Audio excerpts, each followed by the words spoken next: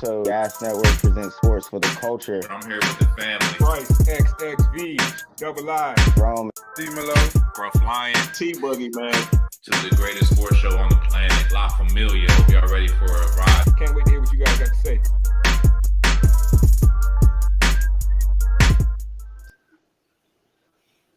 What up, what up, what up? You know what time it is. It's CP time, a.k.a. Gas Presents Sports for the Culture. You know what we do. Hottest sports show on the block. You feel me? I'm going to go ahead and introduce myself. My name is Gruff Lion. I'm the host for this evening. Big shout out to the Baltimore Ravens. Hosted your boy at the VIP training camp today. Had a little inside look at some of the players. Things was looking real good. Big flock over there. Go ahead and introduce the gang. Top right, introduce yourself. It's your boy D-Melo. And just like the fucking Yankees right before the trade deadline, we don't get shit done. Even though we picked up some relievers, we still suck. It's a bad time in New York City right now, man. Super bad. Super wicked out here. Yeah, I hear that. Bottom. yeah, man. You know who it is? Your boy Young Rome 22, man. Pause. Look, we got a great. Yeah, I don't know how that intro was a bottom, little yeah. wild, but you know what it is, man. Gas presents sports for the culture, man. We got a crazy show for you guys as always. Running a little late, but you know y'all are probably used to that, man. It's summertime, man. Give us a little slack. I mean, I think we right on time because last week I wasn't on the show and I looked around 10:15 and y'all still wasn't on, so I think that's about right. Like I said, man, it's summertime. All right, man. Let's get it started, man. We had a nice little fight this weekend, and that was the Crawford versus Spence fight. Wasn't exactly a great fight, though, in the sense that this was supposed to be like the big fight of, you know, two heavy hitters, and it just seemed like we just saw one heavy hitter, and maybe Spence just ain't the same guy no more. I don't know what y'all thoughts were. Crawford ended up knocking him down early, and a few other times also. Fight ended, I think, in 9 rounds. Was it 9 rounds, G? Which is, you know, I don't even know what was going on those last 3 rounds. He must have just been playing with the boy. But let's talk about the fight this weekend and what y'all thoughts were, instant reactions. Rome, did you catch the fight? Yeah, man, I caught some highlights. All right, what's your thoughts? I mean, I didn't have too many thoughts. It seemed to be a pretty solid fight, like you said. It went 9 rounds, but I think it was honestly over from the intros. Once you know what I mean, like you can kind of feel the energy for these type of fights, and I felt like Crawford kind of had the energy from what I could tell for the whole time. But I mean, a lot of the fights, it's like you get a lot of hype. A lot of people get excited for it, but do they ever really live up to the entirety of the hype? I feel like it's not often that they do. But I mean, I wouldn't discredit this fight overall. I would say it was still a solid fight and fairly entertaining. Yeah, I mean, I think you nailed it with the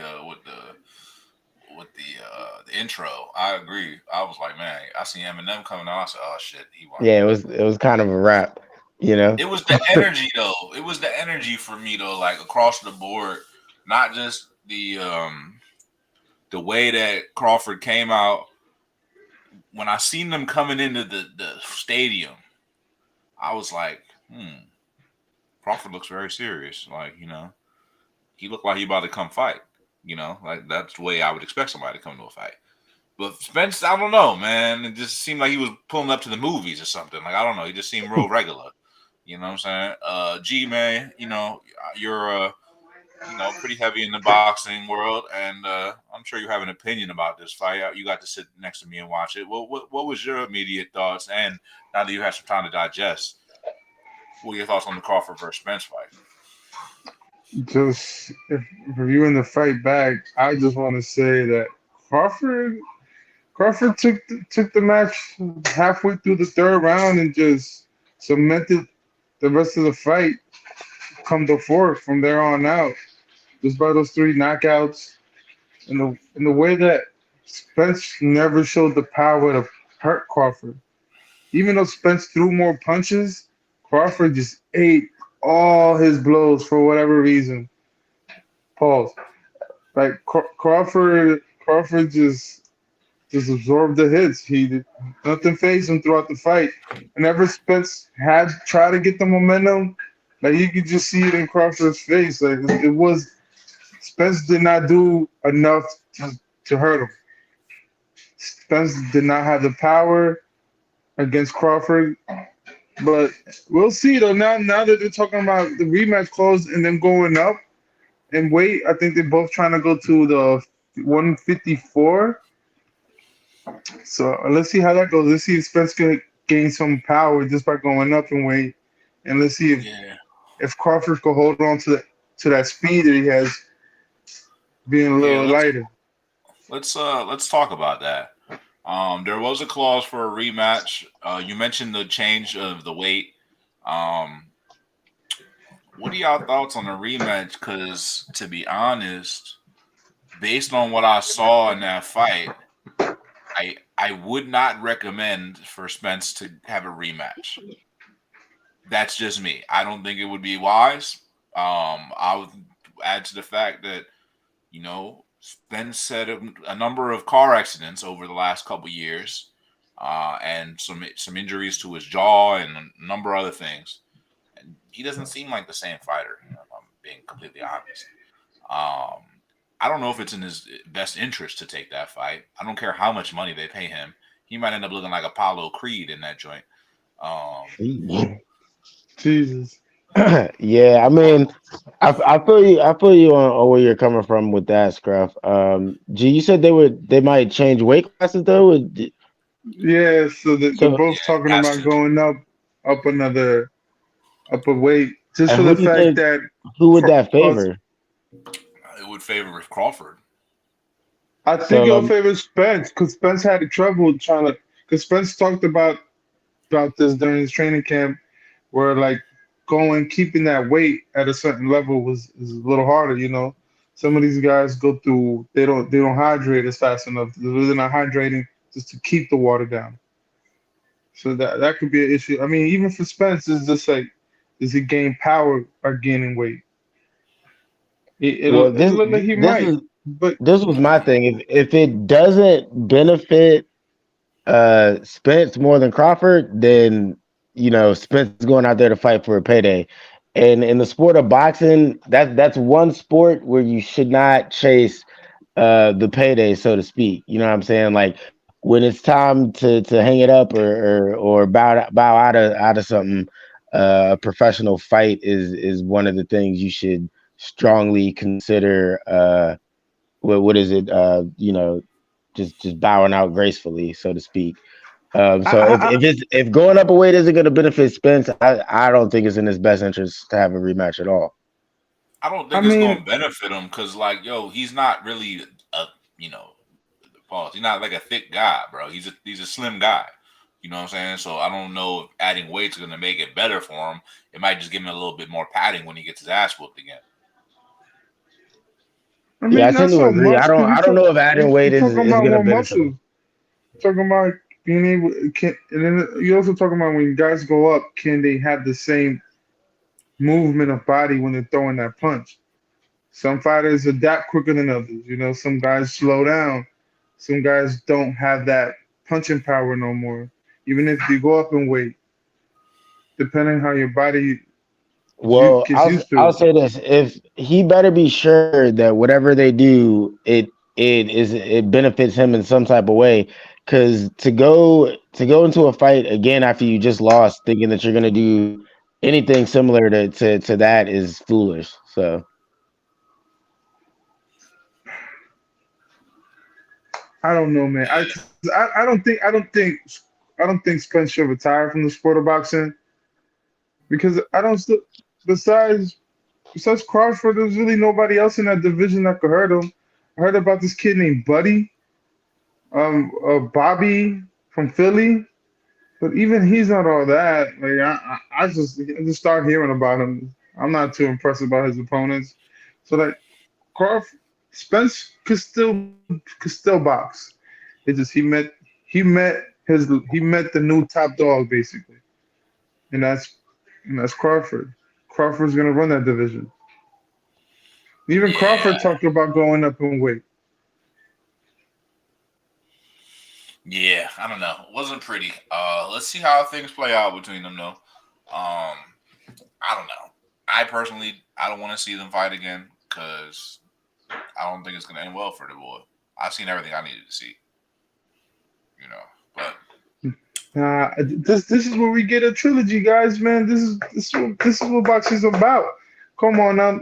The last trilogy that we got to see was who?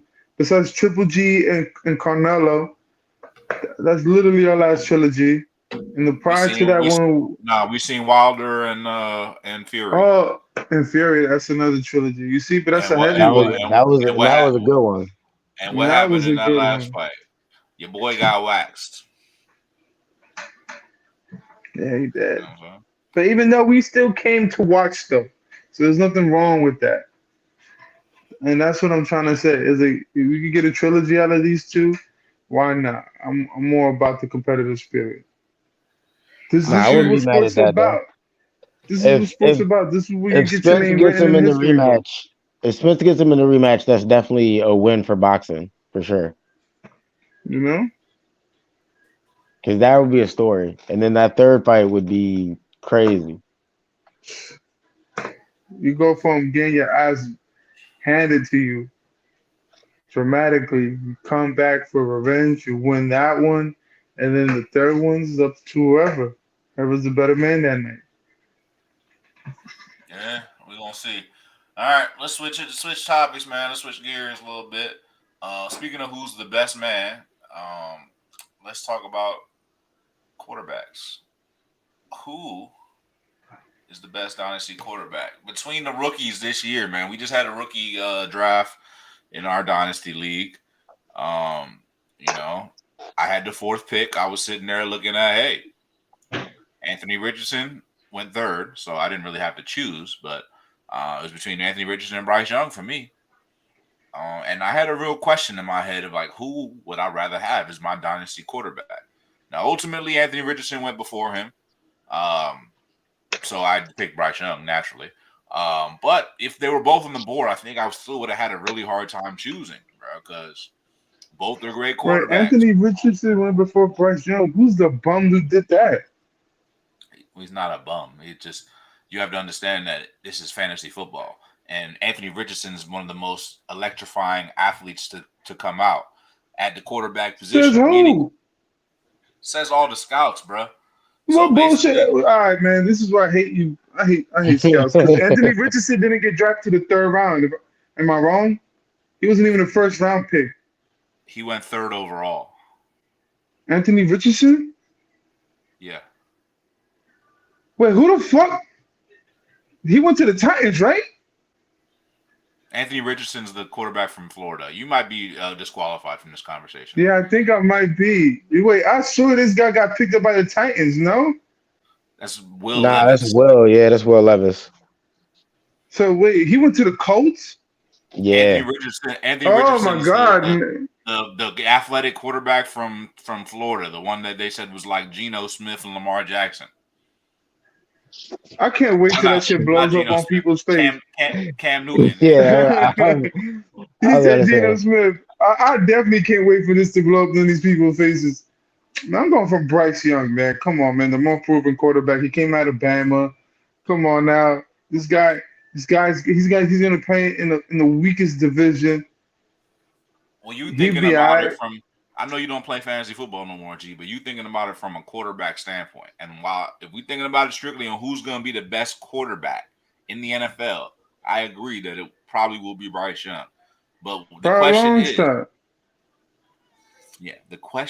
G, who's the best dynasty quarterback in fantasy football? Meaning, if you had to draft one for the duration of their fantasy football career, who would you pick? Because a guy like Freaking Anthony Bryce. Richardson. Because a guy like Anthony Richardson gonna get you a lot of rushing yards. He could give you Lamar Jackson, Justin Fields type numbers. Yeah, with that horrible offensive line, he has no receivers. They all left him, and Jonathan Taylor don't look like he's about to stick around neither. So where he gonna run? He gonna stack the box on him. I mean, me personally, I gotta go Bryce Young, Exactly. in part because of the organization that he went to, right? Like I don't believe if we're talking fantasy, then we're also talking about the players that he's going to be surrounded with, as far as receivers he's going to throw to, all that type of stuff. So I don't believe that the Texans are going to surround, or at least they don't have a history of surrounding their players or their QB with talent. Um, and I don't really see much panning out for the Colts, especially the way that this training camp has started for them with Jim Irsay wilding out with Jonathan Taylor. So I think it might be an uphill battle for Anthony Richardson. I think he's going to be all right at QB, but as far as dynasty, if I'm drafting, um, I probably would have went Bryce. He actually got drafted a couple picks before me in that same dynasty league Scruff is Yeah, I know. referring to. I picked the Uh, motherfucker. I had a chance to actually trade up to the third round pick, but I wasn't feeling what was sent to me. So I stayed where I was at. But I could have jumped up to that third round pick and had my choice of the QBs. But if I'm being honest, I wasn't too sold on any of them for a Wait, wait, dynasty wait, wait. QB. I Hold think on, hold I think on. it'll be an uphill battle for all three of these QBs. Wait, this is the same. You got B.J. Robinson in this draft, Nick? Yeah, I got Bijan #1. You got Bijan and you got Bryce Young? Yeah, I told you I was trying to build a generational draft. Oh, wow. Appreciate Yeah, you. Damn. Scruff Appreciate has you, King. the all rookie team right now. Yeah, but I Yeah. like that more. Wow. But Anthony, man, listen, man, I don't believe in the Colts since Andrew Luck left. They ain't gonna find their quarterback because they don't have no offensive line. The defense is sus. See, and on top of that, he has no receivers. But he about to get beat. They about to beat up on the Colts this year. Mark my words, the Colts are gonna be the bottom feeder of the league this year. They're gonna have Yeah. the next first round pick next year. Yeah. Yeah. I mean, we'll see. I mean, I don't know how good they'll be right away. But I mean, ultimately, my biggest thing was the value of the quarterback that's going to be running the ball from a fantasy football perspective, and I think that's what makes it interesting. I think we can all agree Bryce Young will be the better quarterback, and that's not 100% definitive, but it's probably 98% true. But Andy Richardson has a higher upside, I would say, in some cases, and he does have a good profile for fantasy football because rushing yards goes a long way when you have a quarterback. Trust me, I know I got Lamar Jackson. So yeah. All right, fair enough, fair enough, fair enough. Yeah. Also, since we Bro, talking this about man never the won a Heisman. How they gonna say he's like Lamar Jackson or Cam Newton? Like this man was bruh, never nothing in the college, and all of a Lamar sudden he's Jackson, supposed to remind these folks of this guy. Like this mad far fetched to even compare one to the bruh, other. When these guys in the collegiate level were never close to each other. bruh. There's hella quarterbacks that never won a Heisman that went on to play very well in the NFL and won Yeah, but the MVPs. comparison of Like, these guys, but look at Lamar Jackson. He won a Heisman and an MVP. okay, So this guy's already his uphill's but high, and then just compare there's him also to Cam Newton as well. Both these guys won a Heisman and an MVP. All of a sudden, a non-Heisman winner is going to be this much greater as those two combined. G, Y'all smoking krills. I know y'all smoking krills. bruh. I can name you some Heisman winners that you've never heard of in the NFL. There's many actually. How about Jason White, Chris Winkie? There's more. Sam Bradford, didn't he win that or no? I'm Yeah, bugging. Yeah, Sam there's Bradford did win one. winning the Heisman is not a guarantee.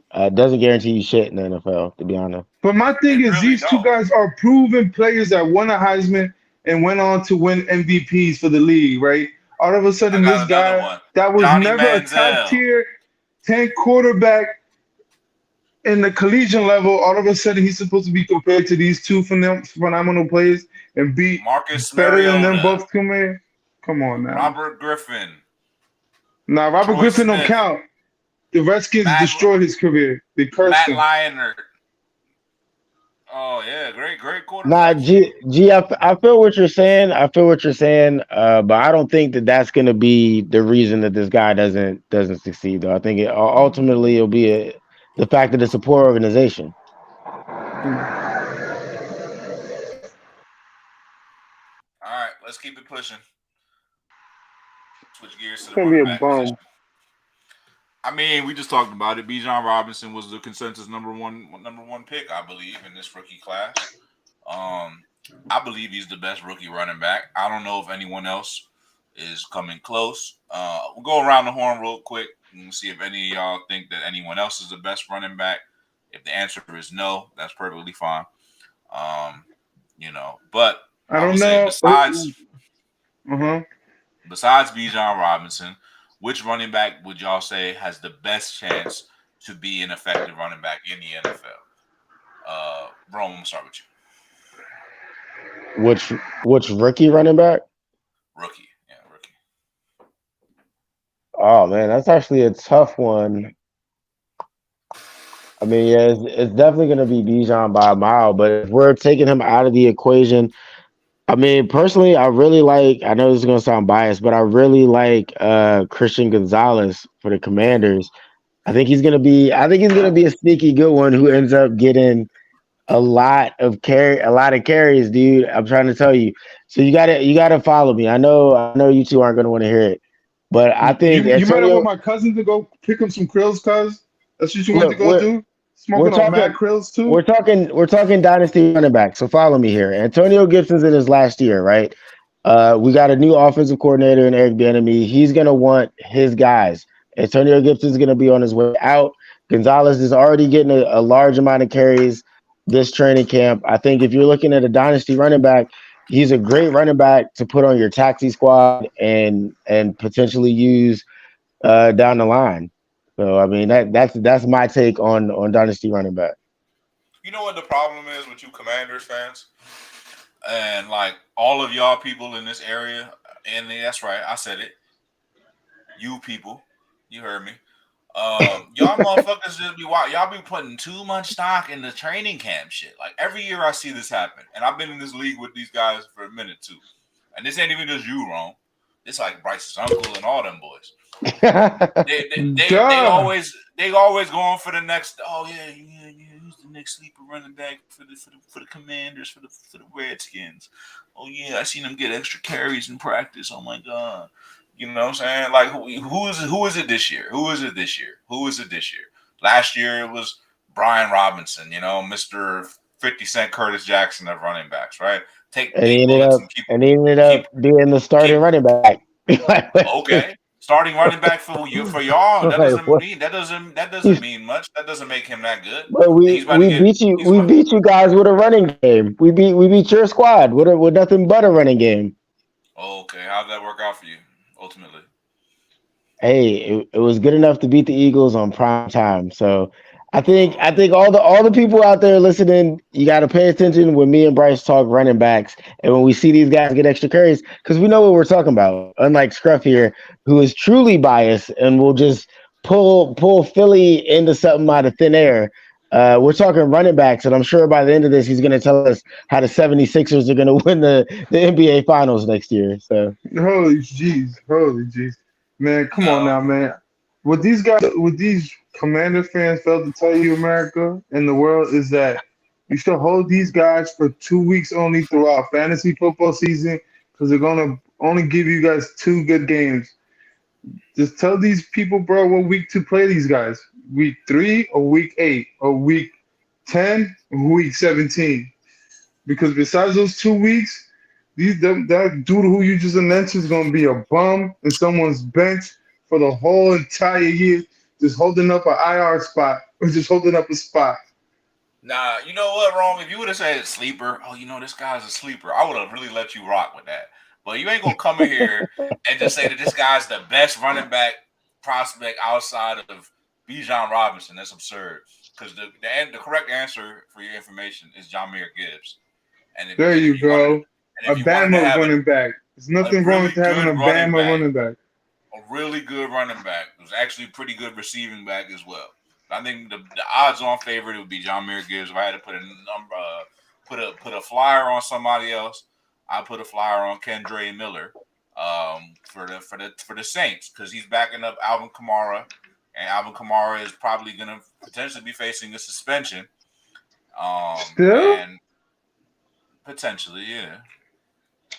You got him some, some altercations. You know what I'm saying? What was it, like a fisticuff with a fan or some shit like that?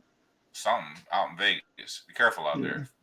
Yeah. Um, but yeah, I think Kendrick Miller would be a good pick. As far as that, G, you got any names you want to throw in the bucket, or you good? No, I like the running back from Detroit, man. He's gonna have Jared Goff. Jared Goff loves himself a back catching running back. So him and Jared Goff are gonna be a good duo together. I like that for him. But who's gonna be the running back for the for Minnesota now that Delvin Cook is out? Madison, I think. Yeah, Madison.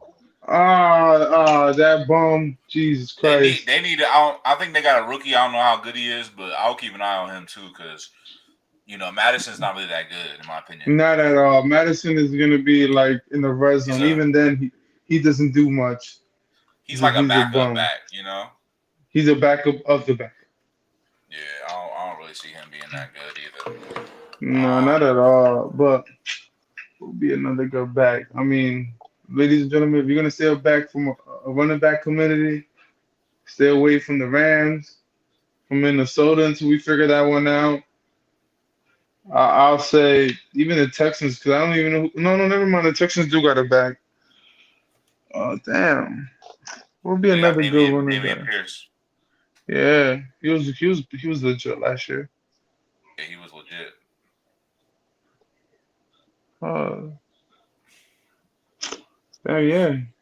It's not that many backs, man. This year, the running back pool is gonna be very thin. So my best opinion for this year's fantasy, draft running back with your first three options. All right, I respect that. Let me throw another one out here, man. We just gonna go down the line real quick. Receivers, man. I thought receivers was an interesting position this year in this year's class because It's a lot. there was a fair amount of them. A couple at the top that ring bells: Quentin Johnson, um, Jackson Smith, and Jigba. I think that's how your name says now. Sorry if I messed it up. And a couple others. You know what I'm saying? I'm trying to think of who I'm thinking of on top of my head, but yeah. Anyway, what receivers do y'all like this year out of the rookie class? Who do y'all think is going to have the chance to emerge as the best rookie receiver when it's all said and done? Well, I'll say this: who's going to be the best rookie receiver this season, and who's going to be the best rookie by the end of their career as far as receivers go? Rome, I'm going to start with you. Oh, Jordan Addison was another one I should mention. Yo, I'm still there. All right, my bad. Thought I went out for a second. All right, so best rookie receiver, 2023. I mean, I think you just said it, Scraff. I think it might be Addison, man. I mean, receiver's always a hard one to judge, right? Because it feels like every year there's somebody that doesn't get mentioned that ends up becoming the cream of the crop. Uh, but I think Addison is a safe pick. I mean, I think what's the man's name? I can't pronounce. Smith. Jackson Smith. I can't. You know, what I mean, I can't pronounce the whole thing, so I don't want to butcher it. But I think those are two super safe picks as far as wide receiver. But again, wide receiver is fairly deep each and every year nowadays. So as far as fantasy, it's hard to go wrong because at worst you'll get a guy who's at least going to get some targets and get some volume targets at the very least. So yeah, I agree with you to some extent. I ended up with Jordan Addison at the end of the first round. I was happy he was on the board. This is the man that went speeding and shit. But they're saying there's not going to be any type of repercussions from the speeding incident because he wasn't drinking and driving. There was no drugs involved, so I think he's going to be all right. One good thing about Addison to think about is that he is playing alongside Justin Jefferson. It's a good and a bad thing. The good thing is he's going to have a guy across him that's going to get a lot of attention, which could open up the field for him. The bad thing is he'll never truly be a number one option on an offense with Justin Jefferson. It's never going to happen. So there's that. I mean, I'm a big fan of Quentin Johnson just because he has the size and the strength and the speed profile, and he's in a great offense with a young quarterback. So, and Keenan Allen is kind of, he's a vet, He's getting pretty old, man. Let's keep it real. Quentin Johnson's in a position he could step right in. Jackson Smith in a great position as well. Um, who else? I think two guys I want to keep an eye on. I'm gonna throw these names out here. I'm gonna say it early. I like the rookie receivers that end up paired with the rookie quarterbacks. To me, it means like they get a chance to grow together. So two guys I like. I like Tank Dell for the Houston Texans because when C.J. Stroud got drafted, he said, "Look, thanks, Houston. Y'all should go get my mans." And then what they do? They went and got his mans. Good choice. Always a good move. Give you quarterbacks some weapons. And then I like Joshua Downs for the Colts. He's in this situation where Colts don't have a lot of great receivers. They do have Michael Pittman Jr. Besides that, they don't have much else going on for you. Their wide receiver coach, Reggie Wayne, you may have heard of him. He said his man Josh Downs is the best receiver in this class. Now, he could be saying that because that's his man's. But he could be saying that because he might actually be the best receiver in the class. So keep an eye out for that. That's all I'll say. Any closing thoughts on this? Oh, really? All right. Good stuff. All right, man. G, man, how you feel about your boy Saquon coming back, man? I'm happy, but of real fans, if you're a real Saquon fan, kind of don't want to see it because he deserves a long contract. He deserves to. Yeah, see, the Giants done interfered. The Giants were like, "Nah, don't start putting that in the air, because they're not gonna pay your boy Saquon." G, that's why they froze you. They froze you. They interrupted the airways because that's where Saquon's extension is. It's on ice. It's frozen. The Wi-Fi went out in the middle of his contract extension because it I ain't ain't gonna gonna happen. hold you. I ain't gonna hold you. They did my boy dirty, in my opinion, because it's like, okay, so y'all just paid Daniel Jones $40 million a year for a long-term deal, 4-year deal, right? And then they gave Saquon hella shit, right? He signed for basically the franchise tender, right? Then the very next day, they extended the left tackle or whatever tackle, the Andrew Yeah, it was Thomas, right? the left tackle. Yeah, Which I understand, but like, yo, bro, wait a week or two, bro. Like, come on, man, that's disrespectful.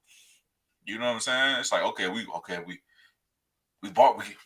cheap Saquon out of his bag. But now we got a little something for you, Andrew. I told you I'll get you when I get this motherfucker out the way.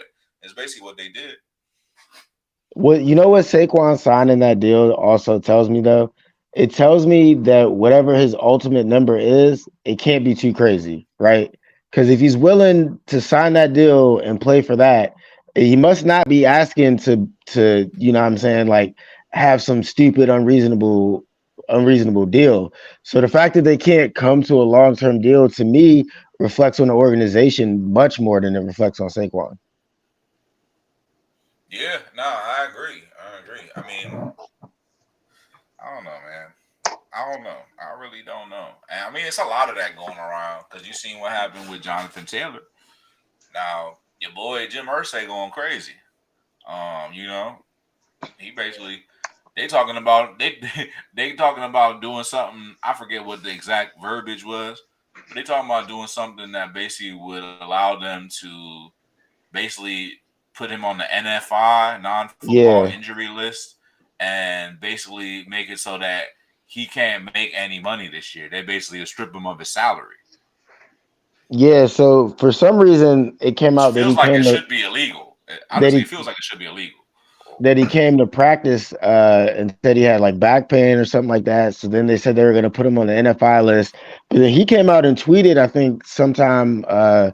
Monday evening that he never said he had back pain and all that. None of that was true. So I mean, like the whatever's going on in Indianapolis, man, is pretty crazy right now, and stuff like that is why I say I have a hard time believing that Anthony Richardson is has much value as a dynasty fantasy quarterback.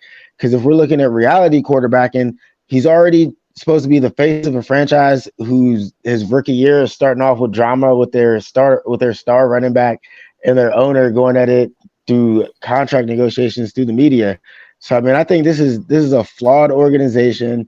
We saw how they did Andrew Luck. They had a golden quarterback in their hands, and they fumbled that. So I mean, when I say it's going to be an uphill battle for Anthony Richardson, he's really got to climb a mountain. I could really see them doing the same shit. Even if let's say Anthony Richardson ball out, I could see them doing the same thing that Baltimore did with Lamar, but like probably worse because Jim Irsay really is. He might be the most, I don't want to say racist owner, but he fits the profile.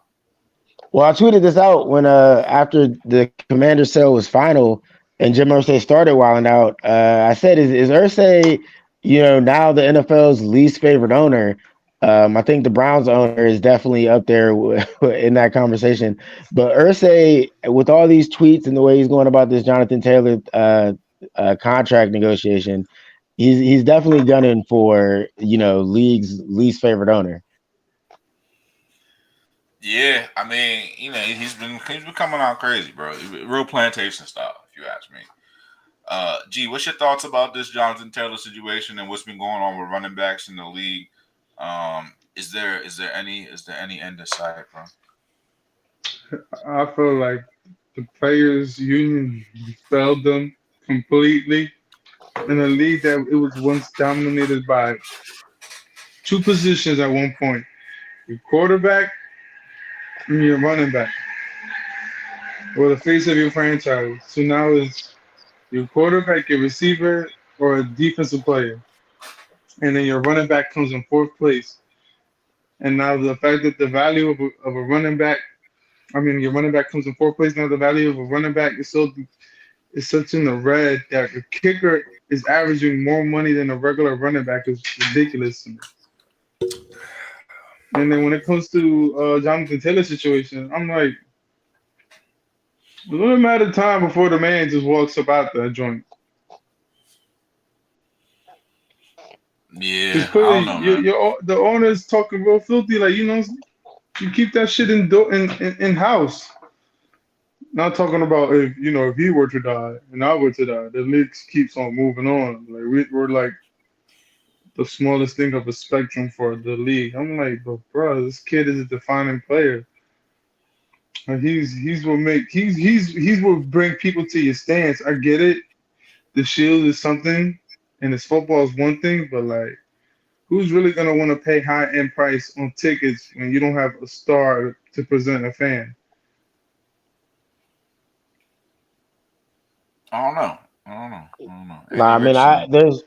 there's not much reason to come to Colts games, and there won't be much reason to watch Anthony Richardson because it's going to be struggle city, if he doesn't have Jonathan Taylor to lean on in that run game.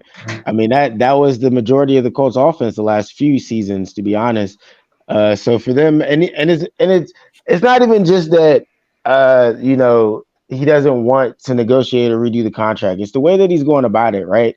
Because we already know a lot of the NFL owners, are I'm not going to go as far as scruffing to say plantation style, but they're along those lines, right? Like I wouldn't say that it's just Irsay. I would say that Irsay, for whatever reason, with when it comes to Jonathan Taylor, he's saying the quiet part out loud. He's taking it a step further because typically these are the things that are said in private or just done in the shadows. But it seems that Irsay is off the chain here and just letting it fly on social media here. I got a question. What round was Jonathan Taylor drafted? The first or the second? That's a good question. Yeah, that's a solid question. I want to say second, but I think I would have to look that up. Because if it's the second, then that means he may not be able to get franchise tag next year. At least he won't be a restricted one. He was a second round pick. That's what I thought. Oh, so does that make him an unrestricted free agent next year? I'm not sure, but it's gonna be Because interesting to first watch. rounders and second round players get different kind of contracts, different kind of franchise tags. So at this Yeah, point, so next season he'll be an unrestricted free agent. so no franchise tag. Yeah. You see, so Ursay is a dummy. Like you telling me Nah, about he really saying "fuck you." That's what he's saying. Yeah. Yeah. He's saying Yeah, he's basically saying we used you up. Like they'll draft another running back and move on. he basically But saying, why would he say that to a guy that's going to come into his what is this going to be his third or fourth year in the league? yeah, This will be his fourth. he What are you basically saying? saying, Like he's saying, this look, kid is not even in his prime yet. he's saying, look, you under contract with us right now. You over here talking about you want more money. We not finna give you more money. You gonna take what the hell we give you. And since you was mouthing off, I'm gonna take your salary for this shit. And all right, you want to play the free agent game next year? You gonna be looking like Le'Veon Bell next year. No, but Yeah. there's a difference. Le'Veon Bell still played until that year, but Le'Veon Bell was already like past his prime. The thing is Hmm. that they're doing with the running backs, bro, is you take this 4 million that they're gonna give you right now, and you could try to wait it out, and then you're gonna take this 2 million that they're gonna give you later. Like that's what they're doing to him. So Wow, that's ridiculous. I Yeah, mean, it's a travesty. I said it last week on the show. I think Jonathan Taylor, Saquon Barkley, these type caliber players, they got to just hold their ground. Like, gee, you know probably better even than I do. Without Saquon, that Giants offense looks vastly different, bro. Like It nobody's looks fearing horrendous. It looks nobody's fearing the horrible. Giants offense whatsoever. You You can go crazy. ahead and My say boy Waller. Daniel Jones beat us. I mean, nobody's gonna fear Waller without some type of play action pass, man. Saquon Very true. is like the Very key true. to all of it. So without him, I think if he would have set out, I think that would have put a little bit more pressure on the Giants. I think the Colts, Jim Irsay, I don't think he cares. I don't think he gives one fuck, to be honest, to put it bluntly. So I think Ursay will be just fine, even if the Colts are trash without Jonathan Taylor. So I think it's got to be a guy like Saquon who's really the lead dog of his offense. Yeah, it was a big move, man. I don't know. I think I think it's very it's capital petty on Ursay's side, especially this close to camp. He really just put his balls on the table and saying what you gonna do. You know what I'm saying? But we shall see, man. We shall see. Where we at right here? We at about 45 minutes. I think it's a good time for us to wrap it up for the night. Yes, Keep it sir. light, man. We gotta keep it light. You know what I'm saying? We gotta keep y'all diet right because we about to load y'all up for the NFL season. Keep a Pause. lookout, man. Pause. The first week of the season when we're gonna be dropping a in-person podcast, and we're gonna be doing. It's gonna be an NFL extravaganza. So keep your calendars locked. That'll be the first week of September, right before the kickoff. Stay locked in with gas. Bryce and Rome gonna pull up in Commander's body paint. That's a Bryson super Roll, pause, bro. Why are Bryson. you thinking about me and Bryson body paint? Yo, look, you know what? Let's hurry up and wrap this all the way up, bro. Over here bringing me up in body paint. Like, come on. Bryson Rome gonna do the Commanders theme song on there because they might not be the Commanders next season. They're going to do the haters can't stand us. Hey, Scruff. October 29th, Commanders Eagles at FedEx. It's my birthday, bro. Where we at? Where we at? I'm gonna see what I can do. So I'm gonna do see you what want we him can to do. hand you tissues for your birthday? That's what you're asking? Hey, What? what happened last time Philly came to DC? Oh, okay. Okay. Call. Hey, like Scruff said, man, y'all definitely gonna want to tune in for that NFL extravaganza. It's gonna be real spicy, real spicy. Yeah, I don't remember anything that happened before the playoffs. Sorry, Ron. All right, man. Y'all know how we close every show, man. What's Support the